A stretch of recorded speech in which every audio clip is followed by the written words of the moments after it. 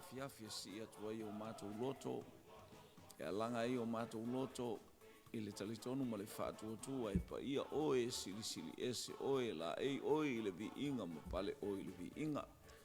Mātou te talo whaaftai le nei vaenga le aso o mātou mosa e tai te email so i fua mo le mātou wola i ngā luenga, a onga le whanau ma so o se vaenga ese au mātou iai, lunga o ala sa e tausima e leo leo ina lau whanau. Mātou wala au, sa uni le i e lau whanau e tūwhatuwha ma whasoa, le winga o lau whina ngalo pa ia whasoa soa ni mai, ngā lau upule le ina ia tō whasi le tau a wha le nganga. Ma ai o mātou mata e ola ai le i o mātou a nganga. File mu ia te oe masao loto ia te oe wha. Ngalo mai lau au auna, tangata ngā sala lava lau au auna ona o Yesu. Amene, amene, amene.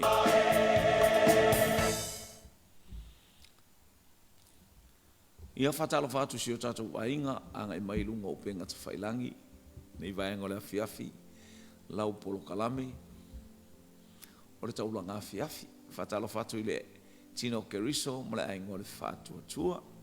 Ia muli fo le whamalo i au ngā lulue o le nei aso, aleluia, pio na mai atu le mana i o le manava o ngā luenga, ia whaftai i le atua, i le malosi ma le soifua, i le ngata foileo, le upenga whetalai, haleluia. Ia ma le whainu mia o i tātou le mana o le nganga pa ia whain tātou whasoa atu i lea taimi ma lea taimi whaftai lana whaamalo longa.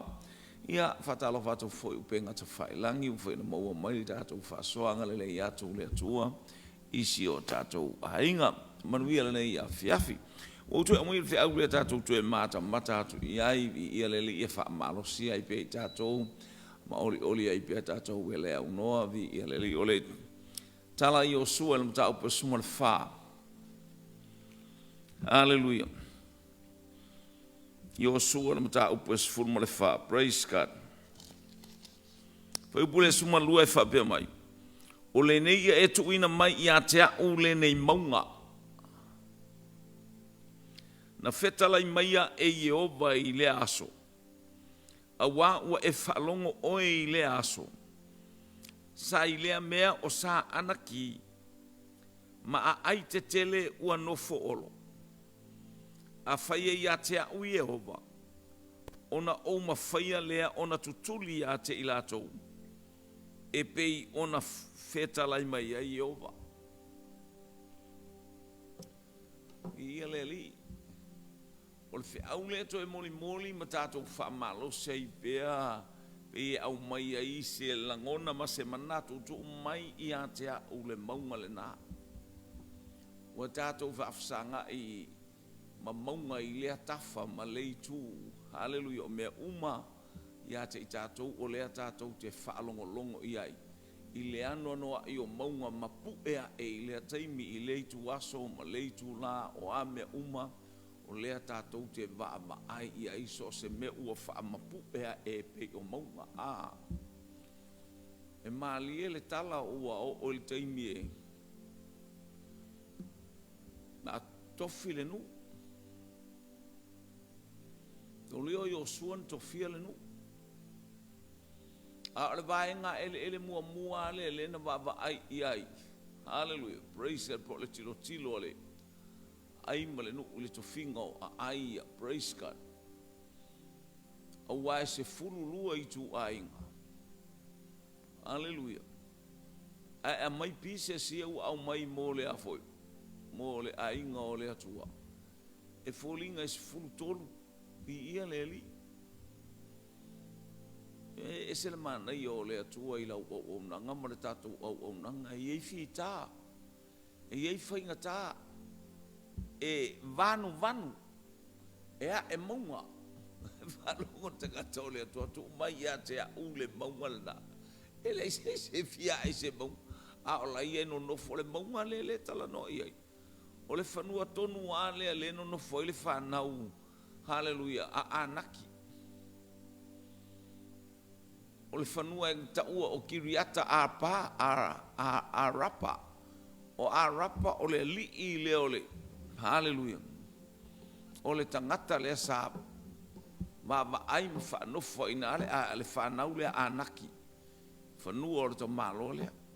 O le whanua lea lena whaatau e apera amo e tanu i Sara. Whanua tonu a lea. Patau le o whaisina lewa. Haleluia. Wa ofo ile nui ai kupito wa tafili sa uno ai tangata. Ele ono foi se tangata o le whanau. Ea, lea sa lale ua whai umatu i. Lale ua whai umatu i ai kupito e tuso le afionga le tua e no nofo lau whanau le no ese. Lale o ina lale ua tatala e le atua le whaitotoa se i whaahali ei wawenga o le atua. Ua tatala le whaitotoa i no ese. Haleluia. O ain tatala ina na tatala e le atua. Ni ia le li ua taatia le no ua taatia i kanana. O le o mai o le whanau o le atua e fuafua le polkalame le atua. Haleluia. E no fopolonga. Ai a atoa tausanga e whase lau. Ona o aveseina lea. Veia are tala le na whai a iuta ina ua whatawhea i Papelonia. Tau te no nofoi o i le fitu se fulu tausanga. Ama vai ona o ita ia maile o tau. Ai whamai Isaia. Ia outou loa manatu o manatua ia te outou te manatu ile manuia ai lo le malai. Te ilo alo watua ele manatu ia te oe masisila ia te oe se mea whaaluma ina i oe. Aua whaaluma ina oe ona o lou whaatamala. O lou le whaalongo malata le whaalongo i le upua le atua. E pe ia o le atali i manon tamā manon tina. Fai mai le tala le tamā o so atu. Fai mai le tala le tamā e se le mea ta amilo milo ai. Te ilo o mai nei vai tau. Bo whapena on toi wa ai mai. Ala le uano foia au wolo uano foia e tangata uano foia e ele a inga aia. Fa le tonu o sa uano no fo malo tamā i lau ele. Ai sea e te le whalongo. Pe ia tala ia e sau. Haleluia. E toi tangi mai. Ua tangi la amole. E le li liu a ile loto lona tamā iona lo i mata malana tangi. E le li liu a ile loto lona tamā. Fa mai lona tamā ua umatu manuia. Ua auto fia fo ilo uso e pule ia te oe. Nongo minga la me faletino le la ta alo mai e iloa ia. Le na ta alo mai e sau. E o mai. Hallelujah. Praise God. I le taimi na whaaporto e o ma le te tele i o e saula e anga e mai. A le tato o e tuli, hallelujah, tu mai i a te a ule maunga le nā. O le nuu i le lato gamba no whanofo e vai mai i o sua o anga i atu ia le whanaunga a sa iuta, a iuta. La le mua atu le toi ina haleluia wa matana tula lo na ulu wa valu se fulu lima ona tausanga o Kalepo. Mai o sua Kalepo. Ise mea wa e manatu ai. O mai Kalepo i oe. O te mana o ile whanua le an tātou tala noa i mamose. Leana tautala mai ai mose i ate o lo utofi le au whaalongolongo ma tā baba ai ai. O le mea na tau mai e asi le nu. Sa tā wha maoni. Sa tā whaia le tala le lei. E sele mānai o le winga o le tangata whai tala le lei a. E sele mānai o le taui o le tangata wha malosi au. E le whaalongolongo ti ngā. E ti ngā le mea nao ai ile. Ma le ba ai ile nu.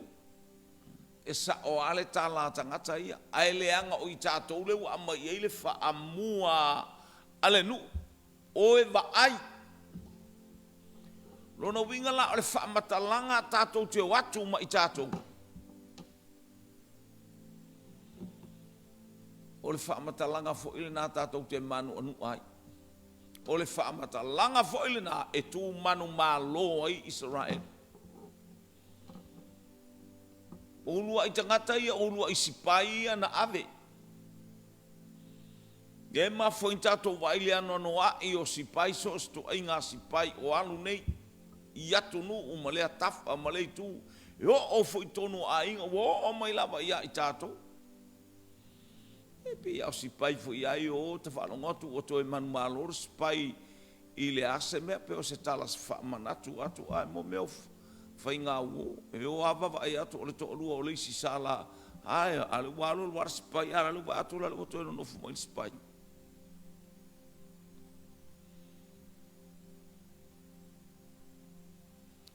e lele leile e lele leile tangata ai pala'ai e lele leile tangata ai e iso na tofi fa'apitoa ai ali mai se mea ia te ia o le matua o le fa'alangolango ato i le malosi o le nu le ai fa'alangolango atu i le malosi praise God ai saule le fa'amatalanga matua fa'avaivai ai ale nu tu pokalame o praise God vi ia le atua e le leile atua i taimi umalava sa moala ua tunu ule ainga kerusiano le tino keriso papenale au onanga tangata o Kalepo e ua mai lunga ia Iosua ma ua tula'i fo'i Iosua e le mafaina alo Iosua le anga o le taʻitaʻi o le nu'u e le mafaina ia faia se mea se le anga o la ua ia e to'alua ua fa'atupu e le atua ua fa'atupuina ai e le atua se malosi haleluia mo le nu'u e mai le atua le malosi a o tangata nei ua lu'i ai loto o le nu'u tupulanga fai ai ma la savavali ai ma le toa ua la savavali ai ma le ato toa ua la savavali ai ma le loto tele ina ia auana ia i se tangata e molo aua le fa'amoemoe mai a te au maunga le o le maunga lea sa finau a Iosu e sene mana ia o tangata finau ina ia au mai lona tofi haleluia i o tatou i lo le lou finau ma lou finau tatou finau nga e fai lalo nei molo tatou tofi i le langi haleluia e tauia i tatou i lalo nei e tauia sili le langi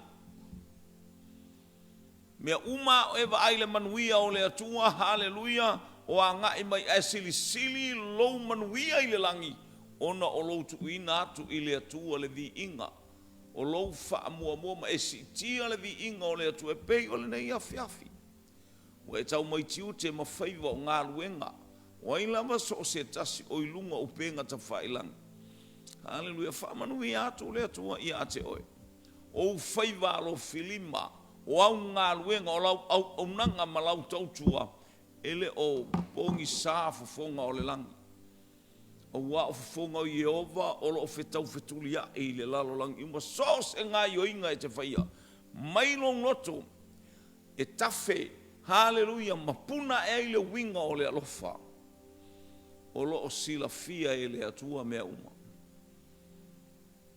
sa moa o tato i ele nei vaenga o le polo kalame o le taulanga fiafi. E ua atu Iosua ma ua atu Iosua ma le toi ina o hallelujah, praise God ma le toi ina lea o Kalepo sava vali atu ma le ainga sava vali atu ma le itu ainga o Utah tole va atu le fanua so le eno nofo ai sa anaki a ele feia a ele foi ai se ole mea na au mai le atu e peia ole vision peia ole tulanga ole meta ole vision ole faalinga na au mai i ate o e sa o lava o ati nga o awhainga tae u mau i lo lima hallelujah ole ale so wow le vasa e mau o lima i le waa hallelujah e te tia ia loa e whaia ina loa e te tia ia loa le whalinga na o mai i ate o e ta whaia ina loa Praise le whaalinga so stemi tate ui mai le whaalinga na mai le atua oka e whita ma whainga tae so wale. Hallelujah. Aina tuku e le atua i ate oe le whaalinga o sila fia e le atua o oe o le tangata e tatau i le whaalinga lea. Le whaalinga lea a wale vaenga o le tino keriso, a wale vaenga o le ati na e o le ngaluenga le atua, a wale porokalame le e whai oe ma whaama ite e ala i le ita inga le nganga pa ia i lo loto ma lo loto. Wai atu ta malo o Iosua, whai mai tala ka le po Iosua. Na o tau nuu mai nei asi le nu. Fast fulu o tau sanga. Fast fulu tau sanga o toi whia vea i tātou wha. Pata milo i tātou e le atua no le toa sao le atua i lona nu. Le ua toi au mai file mua i tā ua tate. Ine, ma le 5 tausanga no uwhealua ia i le taunga o le tau. Le ua valus 5 tausanga i to tonu o le nu o le whalawala. Valus e 5 tausanga. A whai e ia te au le atua. O te tau are tau. E tupu alo o maros. E alu watu ma fo i mai. E alu watu e tau le taua. Ma ave i le atua. Awa. A whai e ia te au le atua. O te ma whai a me ka pā le atua. Tā pā e le tangata le atua. Sa iai le atua ia Iosefa. E le i wheme mea i Iosefa. E uina ui maiti ngā ma whainga tāo le a. Le ala o lo ui ai e ngā o a e soata. Maila utus pa ia sa iai le atua ia Iosef. God is good all the time. Ia le ali. O le taui lea, o le tofi lea. Tu mai ia te au le maumana. Na turi ese. Hallelujah. Ele ainga o sayu ta. Mai ka lepo o ai tangata na te amatare taua na te taua ra taua. Te watu ia te ia se taui lelei. Mof, o tu lai mai o tineru. O tineru le uso. Le atali o le uso ka lepo. Wana taua le taua. Hallelujah. O lea manao i mea silisili. Tu mai ia te au le maunga nalo wa inga. E ano anoa i maunga. O ai tu inga a enga. O atu inga mea maunga lulunga o lo whawhia ngai ma i tātou. Hallelujah.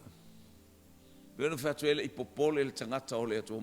A whaina ia te au le atua e whapenana o manumano. Wha mai tā vita na ufasia le urosa. Na ufasia le leona. A o le atua na lave i mai ia te au. Ele wha me bai tā vita na ufasia le urosa. Na ufasia le leona i lo umalos. Wha mai tā vita. A o le atua. Na ia lavea e mai ia te au. Ma pui mai ia te au. Ai 5 o nei manu malos. E whape nā le Filistiana. Le peritomei. Whai mai le tala le tangata o le atua o ka le potu mai ia te au le maunga le nā. Hallelujah. Wana la ngona. Le malanga fita. Wana la ngona. Le fata pe peino i la tau tamilo sanga i le fas ulu tau sanga lena toi fo i ai. E ta tau wana oti. E tele o taua maleano no ai. Hallelujah o vasanga o mea umasa anga i mai ei le fili. Aya. Fai maila na tala a faina ia te au le atua na walu mo fo i mai. E faa pe nao na o manu malo i le nuulea. Ese le manaia o lou talitonu ma lou fatu atu o lou manu malo lae sila fia ele atu o si sila mai fofonga o le atua i lo walu i luma i lo fo i tua o fea mea o lo e whanga solo ai i loa ma le mautino o iai e ova le atua whaatasima o e ala le taita inga o lona nganga paia o lo tatou whaalongoina le mata ngō fia o le nganga paia e uin tatou iai te mwhita tele tangata vevesi tele tangata whaavevesi o mai lava i tonu o ekalesia e whapena aia tu mai a te aula maungana ai a te hau le atu o te mawhaina o fō a mali ai a te hau le atu o te manu malo leanga o le atua le o te tau tele o tau iso o manosi tele o tau iso o poto tele o tau iso o iloa tele o tau iso o angavaa tele o tau iso o malama maseata mai wa ia te hau ai o te whaalango i le atu e whapena tatou savalinga usoe nei vaenga o lo soifua le atua na te sila fia lo tamaititi sila fia lo tupu ae sila fia le atua le whanofo o i le tu nofo i le atu nofo i le tu o ati ngā o awha ingata aia o lo o iai pēla na whaamalolonga o lo o iai pēla na angalele a whaina ia te au le atua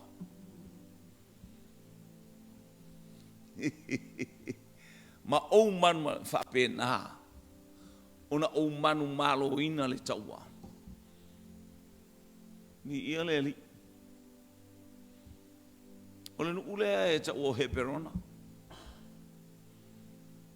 o le a ai le ta o heperona pia na ufatu te leo taimi o le a ai le whaalua ona whaau ua i tāwita e whai matupu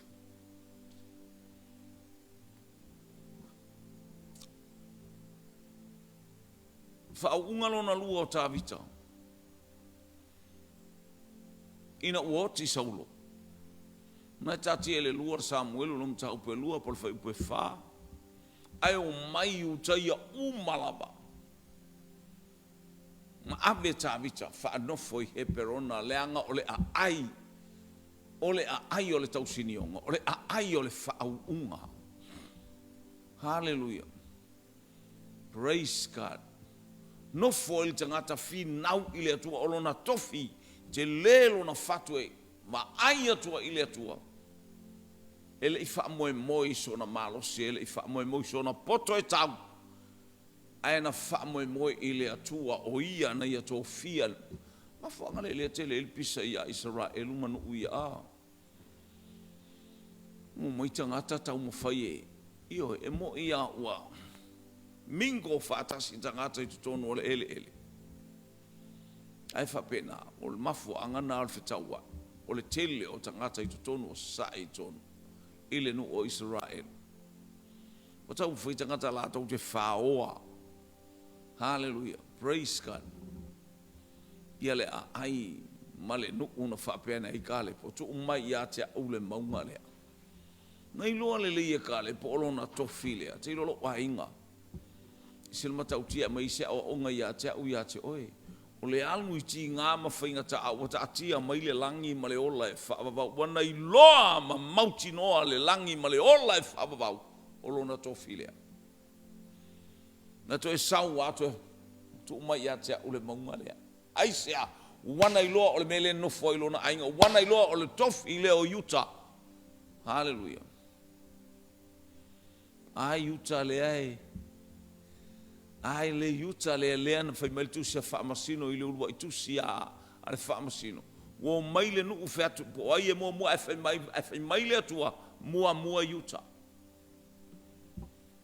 mua Utah le len famalia le loto hallelujah o Josefa matangia wewe ya Josefa tu mai le tamai alu Hallelujah lang ole ola lo mata uta ma o le tama titi le ale o atu oti tu wa o tia fai mau polonga o le loto le mo mia le loto e te le na te le mala malama i le tu inga nu la no foi le tu inga polonga aya o fo atu lo tangata oti po amia umai o ia te ia ai fasa o loto le tama ai sia o lona alofa i lona tamā. Haleluia. Leanga o ia sa fai mamoni o le tama lea. Tama atu mai mautau te o ma le tama mai e uu i lo ulima. A fai e le to o mai peni a mina lo utama o lo uola. O lo uola, o lo uola. E tau ia i mea uma ia i auluma. Ia le ali. Praise God. Le yuta le len whapeane ai. Hallelujah. Le tala al fafine. Yuta len whapeane ai. Fafine. Praise God. Hallelujah. Mi vi nei lo uloto. No wa maua le tama o yuta le tama lona wha le tama le ai whapeane. Wa vi nei lo uloto i le ali. I whako a vi i hale. Le tama o vi inga. Tama i vi i ai le atua. Falongo ila na tala, e loa ilona malosi, e loa ia na tala e fai, o le tangata o le vi inga, la le tala no atu, tu umai ia tea o le maungana. Ai sea, e leto i lalo lo na atua, ila na upu a fai na tau e lo atua, haleluia, na usau ta itai a ue le atua. Ile alu ma le fo i mai, tu umai ia tea o le maungana. Wati nga o afa inga ta o le tangata finau, o le tangata tau wivi, o le tangata tau sinio, o le tangata tau mawhai. Ma le whātua tua o iei le manu malo, o le manu malo le atua i mea umalaba e manu malo i e leo se manu malo se tangata. E leo le manu malo le tino. Praise God. Tuma ia tea ule maunga lea. Mungale o yuta lea e tu maile no ule o yuta lea tu wa Yerusalem pa falongo tangata ile falongo fale nganga ilona tofi na au mai lea na le mafai e tavita na te ua le ulu le Filistia i se isi tu o Israel ai se abuna te la ngona hallelujah le u leo praise God. Na te iloa li uleo le tangata mahalosi, o le tangata whātua i le atua, o le tangata e tai e le nganga pa ia. Te ule ulo le Filistia, hallelujah, i Yerusalema. Ele iloa lea me o Yerusalema i le ataimi. Ele iloa i Yerusalema, li pauan mea le iloa e tāmita pe ataula i ele na ai whaalongo ia o aonga, o le mele na ame Yesu. Na ame e Abraham o lona atali i o Isaako. O si e li taulanga o Moria. Mea tonu a lea. I ia le li. Te uanu ma ta avita le unu. Tanu ai i le whanua, i le meta ua o Salema. Hallelujah. Lale wa tupu o sawaso, wanu waso, lale wa nonofo ai lunga sa ia puse. Wa u le pule malosi sa ia puse. Hallelujah, le taitai o sa ia puse le tangata ingo ia aruna. E ona le whanua. Praise God. Ai tau tutua e lau ai matu. O le mea na whaatonu e le atua e teu ai. Le ulu o le Filistia. O Yerusalema. E le i teu ai Betelema. E le i teu ai Kipea. E le i teu ai Rama. E le i teu alava i seisi tu ai ngā elele. Hallelujah. Praise God. Na teu e le tangata o tāwita. E ui fo ina iei he perona e whaima taula inga le wa ia tāwita o le mena no nofo ai le au petiriaka. Ma te lai te wai le au petiriaka. Ai manai ale ta ita inga e le anganga pa ia ma e whaalongo por alme le whaime le anganga pa ia. Lale walu atu. Lale o savali atu ma uu atu le ulu o le Filistia. O le ata o le ti Apollo. Lale ua teu le ata le ulu o le ti Apollo. I le mea ua o le ulu po, o le maunga o le ulu po. Lale tātia i nae soli ai. I vai o tāwita le ulu o koriata i teimi uma. Ni ia le ali. Praise God. Tu mai ia te au le maunga le nā. A inga o le atua, te mea whitai a ngai mai. Tatou iai le whataunu uinga o mea uma. E le to iei se mea lelei, e le tatou te lo sāwali ni mea lelei, o tatou sāwali le whataunu. Lo uina o mea uma, o toi vaenga i o le tupua. O toi vaenga ia, o le ato tupua na iloa, praise God. E tani elu, ana iloa ene Nebukadneza, e whaamatanga e tani elu. Hallelujah. O taimi muli muli ia o le lalolangi wa tato iai. Wa fesoua ina maua, le iloa po fea le mea e. Whapena ao oe le tangata o le tua, e le iloa e tangata o le lalolangi, e whetama le a i ma whai upu leanga, ma whai tala leanga, o tala e masofa sofa ai a inga, o tala e whaleanga i malo, e whaleanga i mea umai peo tato wa isi taua ma taua o lo anga ai. A o oe le tangata whatua tua, a o oe le tangata, hallelujah, wo o le teimi walulu wina mea umai peo o le tala, hallelujah, praise God. Pe o le tala Ioelu na ta upe lua fa upe fitu walulu wina mea uma, hallelujah. Le tala fo ia le tusi, hallelujah, e peru ilon ta upe, hallelujah, es full maritasi suma lua, hallelujah, an fa upe lua suma leono ma le lua suma fitu. Lulu wina ele atua mea uma lava, walulu ele atua le lalolangi. Tu ua na ole mea ele mawhai o na lulu wina, olea. O lau whaatua, o tangata whaatua tua ma le whaamaoni i le atua. Nā te iloa mea umai anga i mai ai. I le popole ai se atu umai i a te au le maunga le nā. Yesu na whetala iane, lo tātou wali i ma lo tātou whaola. Hallelujah i lona au so. Hallelujah, praise God.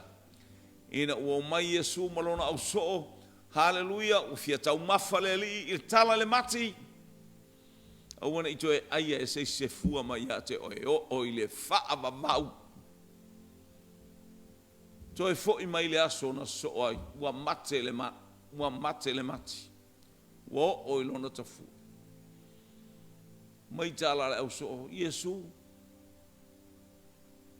Iso le vai le mai, sa kau kalaku i le mati le soli. Whapena o tau. Fai tau te whaatua tua mai i a te au. E le ngata i le mati le ua mango mai whaapea. Alleluia. E tau te whai atu i maunga nā. Aluese. Lafo i le sami. Fesili i a te oil na i a fiafi.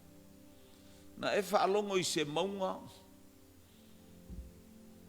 Oi to tonu o Karilaia. Po o maunga oi to tonu o Samaria. Po o maunga fo i tonu o Iuta na whape atu Yesu i le maunga ato i le sami mea titirane. O le ata o whaafita auli ma whainga ta. Ma pu e mai e pei o le maunga i le vau oe malo uso. I le vau oe malo ainga. I le vau oe malo ngā luenga. Le vau oe malo e kalisia. So many mountains. Hallelujah. Aya. Te whaatonua le suafo Yesu. File mu. Pei ona file mu o le matangi. Ai tupu mai le matangofi. Le matangi ma le vasa. Whapena ona e vau ia. Ona file mu leo mea uma. Ona tau fia leo mea uma. Ise ona ole suafo Yesu. Tau te whai atu i la le whaatua tua. Maunga na olo anga i mai ate i tatou. Leo o mai tono la ngā lue ngā le atua.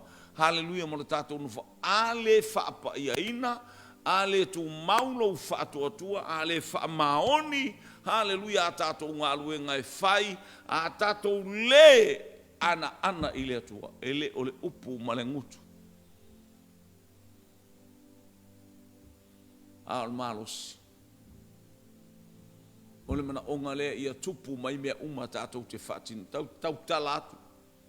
O a mai whaamalo loi suafo Yesu. Tele le maumai wanga i mai. Aia, o ia te oe le pule ma le mana i le whaamalo longa le atu. E te tau tala i le whaatua in the name of Jesus. Satan. Out. Ma i vevela alu ese.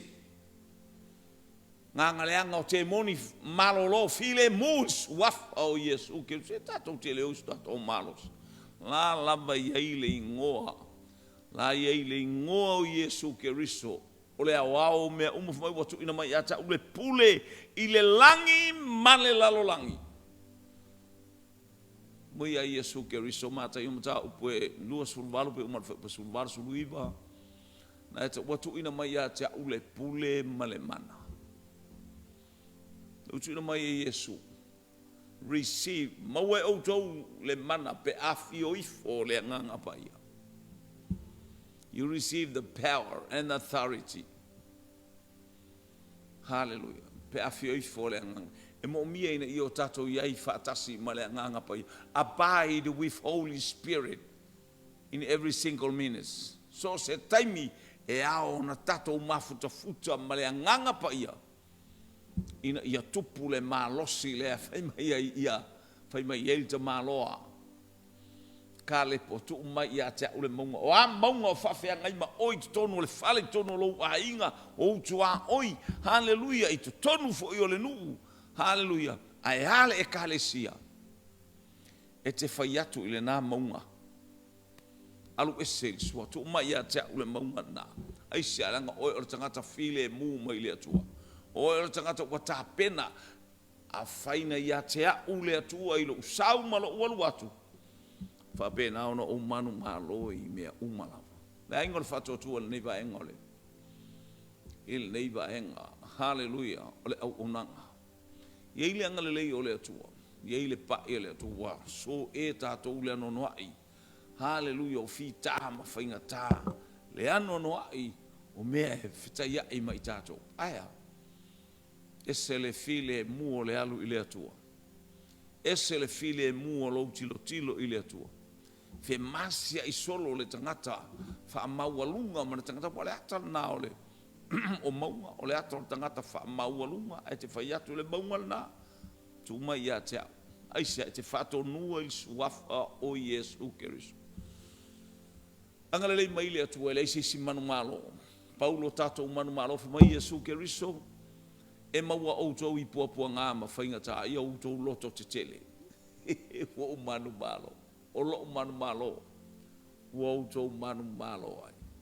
Whamunuia le atua i le nei a fiafi ma. Na vātu le atua i ana whamuni anga le aingo le whātua tua.